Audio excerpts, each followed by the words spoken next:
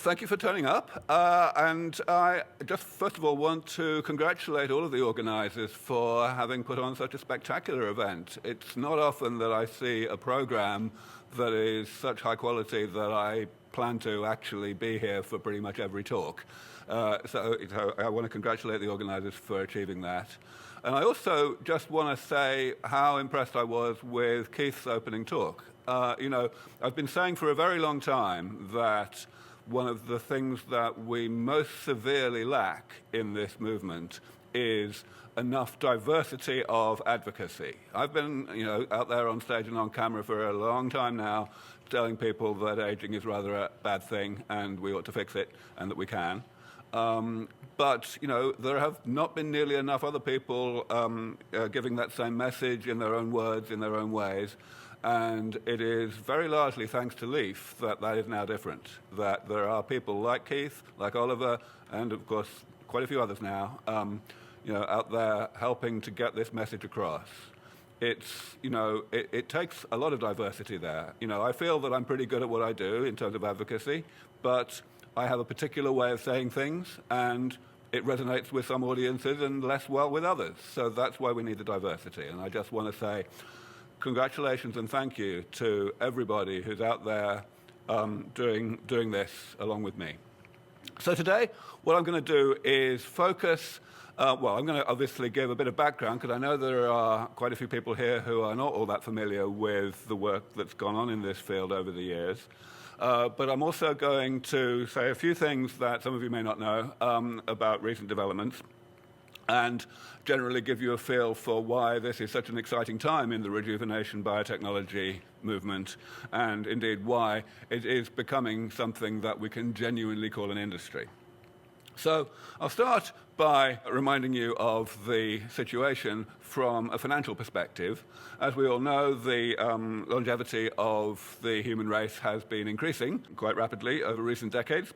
And this is just a projection from 1950 through to 2050 for the US population over the age of 65, the proportion. That's just for illustration. Of course, I could have shown the same kind of statistic in many other ways.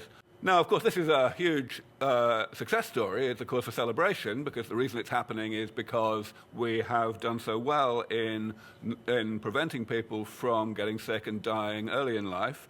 Of course, like 200 years ago, more than 1/3 of babies would die before the age of 1, and that kind of doesn't happen anymore.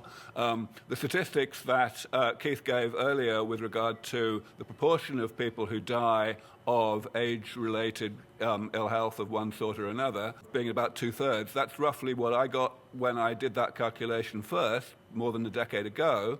A couple of years ago, I did it again, looking at more recent statistics, and it's up over 70% now. It's gone up by, I'm going to say, at least 6 or 7% from what it was only a decade ago, and this is worldwide figures I'm talking about.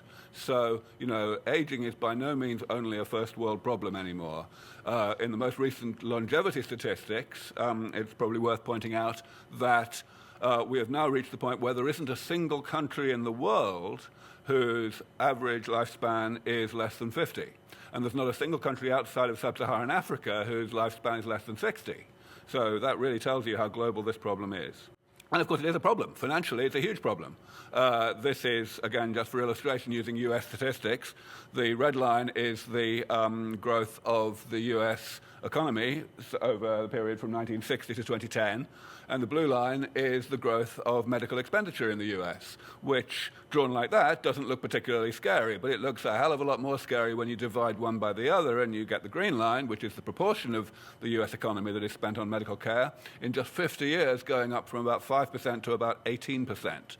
So, of course, a massive economic problem, even setting aside the humanitarian aspects.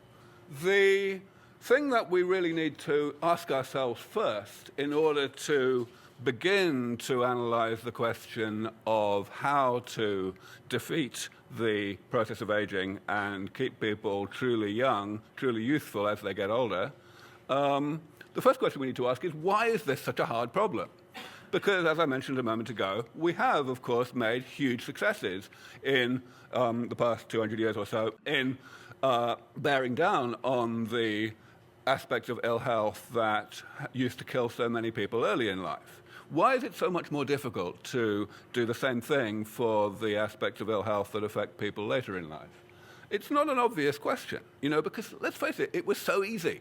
All we had to do was more or less figure out that hygiene is a good idea and, invent really elementary medicines, and it just worked. So most people would say it's this, that it's all about the complexity of aging. You're not supposed to be able to read this slide, don't worry. Just the point is that there's so many things that go wrong with us late in life, and they go wrong at more or less the same time, so they interact with each other. Just the complexity is overwhelming. Most people would say that it's just, that's the only reason. It is one reason, but it's not the only reason. I would say it's not even the most important reason. So in order to introduce the most important reason, what I'm going to do is give you a definition of aging, which, of course, it's a bit of a surprise that I would have to do that, but the fact is, if you ask 10 people what aging is, you will get 10 different answers, despite the fact that it's been something that we've been very aware of since the dawn of civilization. So I'm just going to define aging really simply, so as to help demystify it. Aging is simply the accumulation of self-inflicted damage. That's all it is. It is simply a fact that the body generates damage, does damage to itself throughout life as a side effect of its normal operation. And that damage is harmless, pretty much, for a long, long time, because the body is set up to tolerate a certain amount of it. But eventually there's more damage than that, and the performance of the body, both mental and physical, starts to decline, and eventually cease entirely. That's all that aging is. So, there we go.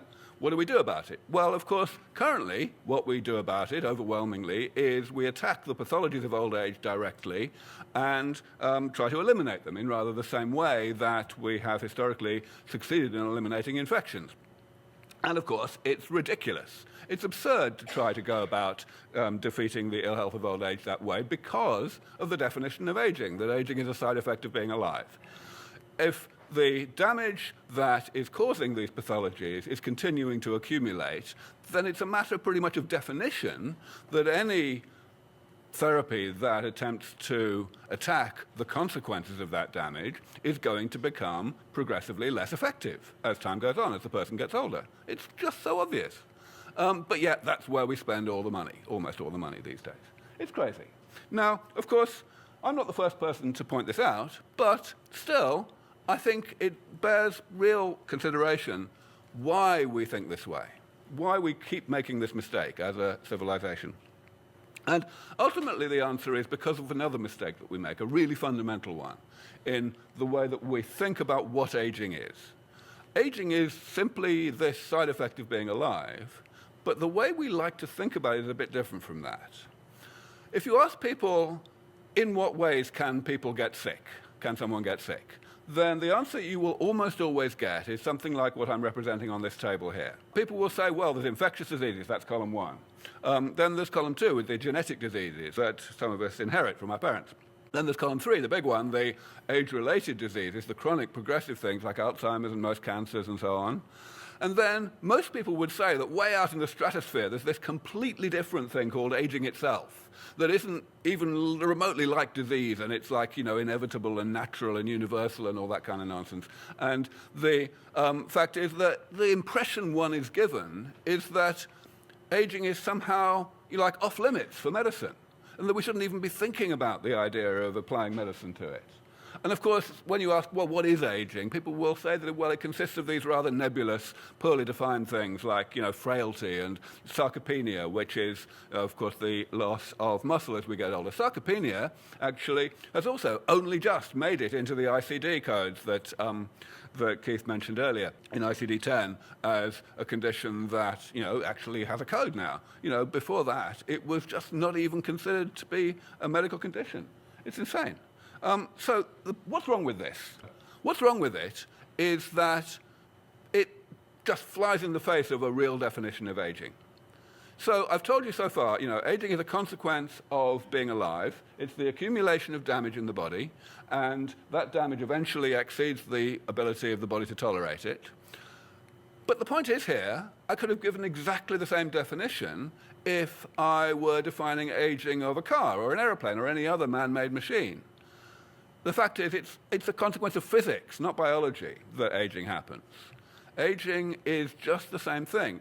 any machine with moving parts is going to accumulate damage over its life as a result of its normal operation. So, what does that mean for what I showed you earlier, this table? What it means is there was a really important error in that table, but it wasn't an error in the composition of any of those columns. The only error was in the position of that big black line.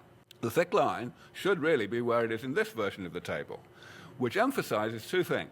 Number one, it emphasizes that the things in column 3, the age-related so-called diseases, shouldn't really be called diseases at all, because they are completely unlike infections. And there is absolutely no merit whatsoever in trying to think about them like infections and to, try and attack them in the same way. But it also emphasizes that the things in column 3 are pretty much indistinguishable from the things in column 4. Really, the only difference between columns 3 and 4 is semantic. That column 3 consists of the aspects of aging that we have chosen to give disease-like names to, and the ones in column 4 are the ones that we haven't. That's all. Which, first of all, lets us understand that it is completely incorrect to view aging as off-limits for medicine. Aging is very much on-limits for medicine, same as column 3. Now, as I said, I'm not the first person to have said all this kind of stuff. In fact, more than a century ago, people started to realize that actually we ought to be thinking about aging rather differently if we want to do anything about it. And that's where the whole field of gerontology came from. People said we've got to be more preventative. And they took as their inspiration the fact that in the living world we see a very great deal of variation in the rate of aging. Different species age at dramatically different rates. Even within a species, individuals age at somewhat different rates. So the thinking was, well, maybe if we study this really, really hard, we will understand it well enough that we will be able to actually translate that understanding into some new kind of preventative medicine that will keep people healthy by limiting the damage that they accumulate. So the idea is essentially to try to induce metabolism to run more cleanly, so that damage is created more slowly, and therefore it takes longer for the damage to reach a life-threatening level. Very sensible, it sounds. First of all, though, a bit of a difficulty in applying this to people who have already accumulated a lot of damage and are getting to the pathogenic point already, because slowing down the subsequent accumulation of damage is not going to give them very much benefit. But there's a bigger problem with this approach, which is this, that metabolism is rather complicated. This that I'm showing you here is a simplified diagram of a small subset of what we know about how metabolism actually works. And as you can see, well, those of you who write software will immediately understand that this is the ultimate nightmare of uncommented spaghetti code. It's just, there is no way in God's earth that we're ever going to be able to tweak this system to stop it from doing the thing we don't want it to do, the creation of damage, without at the same time having unintended consequences that stop it from doing things we need it to do to keep us alive. And of course, I'm understating the problem there. The real problem is not that this is a simplified diagram of a small subset of what we know about how the body works. The problem is that it's a simplified diagram of a small subset of what we know about how the body works, which any biologist will agree is utterly dwarfed by the astronomical amount that we don't know about how, and that's even ignoring all the stuff that we don't even know that we don't know. So, forget it. But luckily, that is not the end of the story, because there is a third approach that we can take to combating aging. I like to call it the maintenance approach, or the damage repair approach, or the engineering approach. It's all the same kind of thing, really. The idea here is simply that the definition of aging consists of dividing aging into two processes down at the bottom. The left-hand process where metabolism generates damage throughout life, and the right-hand one where damage generates pathology late in life. And the geriatrics approach tries to attack and attenuate the right-hand process. The gerontology approach tries to attenuate the left-hand process, and neither of these is going to work for the reasons I've given you. But in order to attenuate the overall process, you don't need to attenuate either of the components. What you can do instead is separate those two processes from each other, uncouple them, by going in and periodically repairing damage that's already been laid down. If you can do that, then you very powerfully sidestep our ignorance of metabolism, because you can let metabolism generate damage at the rate that it naturally does so, and as such you don't need to understand how it does so particularly well. And secondly, we are sidestepping the complexity of pathology, because the pathology only occurs when there's too much damage, and the whole idea is to stop there from ever being too much damage. So again, it's a whole bunch of stuff that we no longer need to understand in order to achieve our objective. Now, of course, this already works. This is why I call it the common sense approach. We already do it very effectively in simple man-made machines. This car is more than 100 years old. The key point that I need to make is that it was not designed to last 100 years. It was designed to last maybe 10 years. And the only reason it's done so well is because the people who have owned it have decided to do an unusual amount of preventative maintenance on it to actually keep it going. It works. It works for airplanes. It's just like the only reason that Henry Ford succeeded in making so much money out of planned obsolescence was because most of us only do the amount of maintenance on our cars that the law requires. And if you do that, then it can be pretty well predicted how long the car is going to last. And that's the same for the human body. So, it's just common sense. So now, the thing is, I've emphasized so far how much more promising the maintenance approach is than other approaches, simply because it sidesteps so much of the complexity of biology and of aging. But of course, it doesn't sidestep it all. We've still got to characterize what this damage actually is, this collection of intermediates between being alive and being dead, and thereby give ourselves a chance to develop ways to eliminate that damage, to repair it. And the good news is that even though the damage in the human body is a lot more complicated than the damage in a car or an aeroplane, it is still manageable. It can be classified. All of the various phenomena that qualify as damage that we know about, that accumulate in the human body or in the bodies of other mammals, all of those things, and there are lots of them, can be classified into one or another of these 7 major categories that I've listed on the left-hand side of this table. And these categories, as you can see, they're very, concrete things. They exist. They're real. We can discuss them and explore them and decide how we might repair them. The first one, cell loss. What is that? It's simply cells dying and not being automatically replaced by the division of other cells. That's all it is. And what do we do about it? Obviously, we do stem cell therapy. That's what stem cell therapy is, to put cells into the body that we have pre-programmed into a state where they know what to do, to divide and differentiate, to replace the cells that the body is not replacing on its own. And if we go down the list, the same kinds of things apply. These things are all, phenomena that can be understood as concrete, down-to-earth molecular or cellular changes to the composition and structure of the body, and those things can be reversed. Not the processes that create them being reversed, but rather the accumulation being reversed by repair. Now, the reason that SENS Research Foundation exists, of course, is that the bulk of those things in this table are not nearly so far advanced as stem cell therapy is. When David Goebel and I started the Methuselah Foundation back in 2003, it was pretty bad news. There was basically nothing except stem cell research that had moved forward far enough to be even discussed. And most of the areas that we felt needed to be pushed forward had more or less been abandoned, even by academia, just because they were considered too hard. We had to change that. And in 2009, when we decided to split the Methuselah Foundation in two and create SENS Research Foundation as the main research organization in the field, that was still more or less the case. But things are changing pretty rapidly now. You'll probably notice that in my opening slide and also in the bottom line of every slide, I have 2 affiliations now. I am not only the Chief Science Officer of SENS Research Foundation, but I'm also the Vice President of New Technology Discovery at Ajax, which is a company that has been created by my great friend and real hero, actually, Mike West, the founder of Geron and Advanced Cell Technology. Ajax is a subsidiary of the company that Mike now runs, named Biotime, and Ajax has been created as of only about a year ago to really crystallize the intellectual property that relates most specifically to aging within Biotime. We have a number of very exciting developments and research areas, but the key thing is it's a company. The reason why I gave this today's talk the title I did, finally not just a field but an industry, is because the private sector is really getting heavily involved now. And Keith, of course, alluded to this a little bit, talking about Jim Mellon's Juvenescence effort.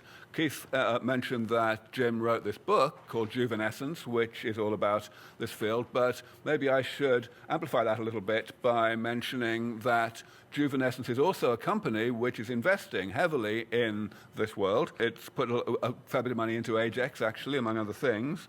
And the thing about Juvenescence is that Jim, as well as the other people with whom he has started this, they really are advocates as well as investors. Jim, in fact, he runs a blog, he writes a newsletter aimed at other investors. So this is someone who's a very successful investor in his own right, but he's also educating his colleagues who are interested in making money out of this industry on how to do so and why longevity is the next big thing in this field. But I just want to emphasize that things are moving fast in that direction in the private sector for a reason.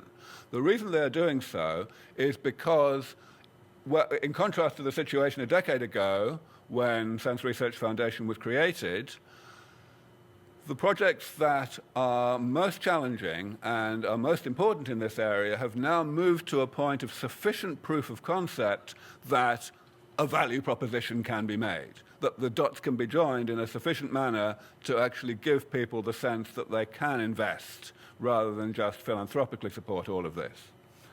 So these are some of the highlights of our research over the past few years that have caused this to happen.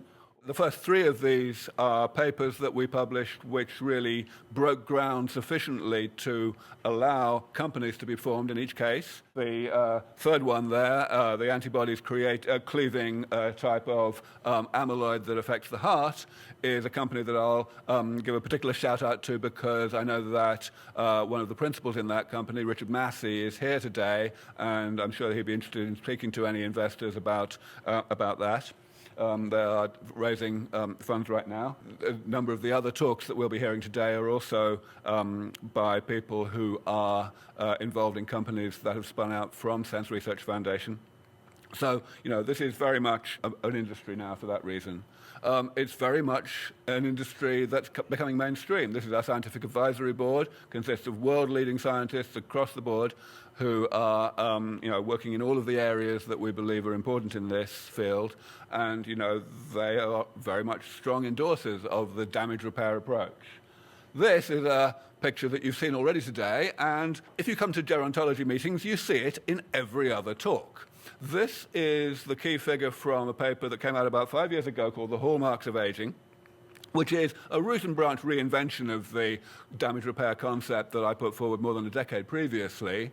So some people might say that I would be a little bit, pissed off that I don't get enough of the credit for all of this within mainstream gerontology, since I was the one who pioneered this way of thinking. But I don't give a damn about that. What I care about is that people are actually noticing this. Everybody is using this paper as a touchstone to kind of legitimize and locate their own work within the universe of gerontology research. And, this paper is going to be, by some distance, the most highly cited paper this decade in the whole of the biology of aging. And, that's very good news indeed. It's exactly the same idea. They divide aging into 9 categories rather than 7, but it's exactly the same concept. So, of course, I don't have to tell this audience very much about the advocacy side of things in terms of what not to say. Everyone here knows that it's very important to tell people, to remind people that this is all about keeping people healthy and that the longevity benefits may be very substantial, but they are still a side effect of being healthy because people are very, very prone not to think that way and to think that this is all about keeping people alive in a poor state of health. So we have to make sure that people don't think that. We have to remember that the concerns that people will so often raise as knee-jerk reactions to the prospect of doing something proper about aging are really not acceptable. We have to actually make people understand that the so-called problems that might be created as a consequence of solving this big problem we have today are simply not going to happen. And that we should not be hesitating and delaying the saving of lives because of these concerns.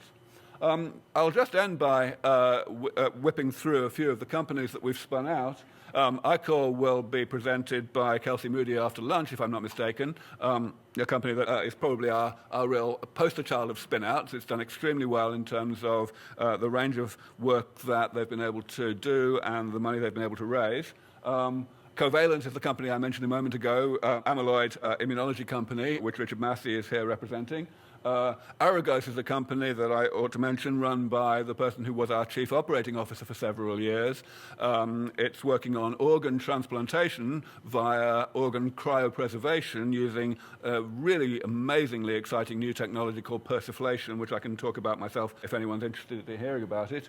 And this is Ocean Biotech, which is working on senescent cells. You all know about Unity Biotechnology, which is such a success these days, has raised so much money. It's got a $1 billion valuation. This company is probably going to do even better than Unity in the long run because it's working on a genetic approach to killing senescent cells, which is going to be a lot more controllable and more side effect free than any small molecule approach.